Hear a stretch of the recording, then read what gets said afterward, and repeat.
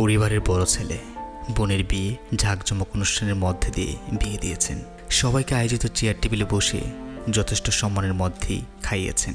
অথচ সব শেষে বেঁচে যাওয়া খাবার থেকে একটুখানি ভাত প্লেটে নিয়ে গাছতলায় গিয়ে লোকে তাড়াহুড়া করে খাচ্ছেন। হয়তো এটা ওনার রাত সকাল দুপুরের খাবার, 3 বেলার ভাত হয়তো একবেলাতেই খাচ্ছেন। সুখ তো আসলে পরিবারের জন্য, নিজেকে বিসর্জন দেওয়ার মধ্যেই আসলে প্রকৃত সুখ। পরিবারের বড় ছেলেগুলো একটি বটবৃক্ষের মতো হয়, যারা নিজের শখ, নিজের ভালো লাগা সব কিছুকে ওই পরিবারের পেছনে ফেলে রাখে। কখনো সামনে এনে ফোকাস করে না এটা আমার দরকার, ওইটা আমার করতেই হবে।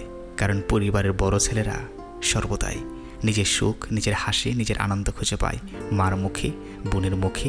আসলে পরিবারের বড় ছেলেগুলো একটি পরিবারের বটবৃক্ষ, যার ছায়াতলে বোন, ভাই, বাবা মা সবাই থাকে। তারা 10 টাকা উপার্জন করলে চিন্তা করে এই 10 টাকা পরিবারে দিলে আমার ভাই, আমার বাবা মা ভালো থাকবে। তাদের আসলে নিজস্ব কোনো ব্যাংক থাকে না, পরিবারটি তাদের ব্যাংক।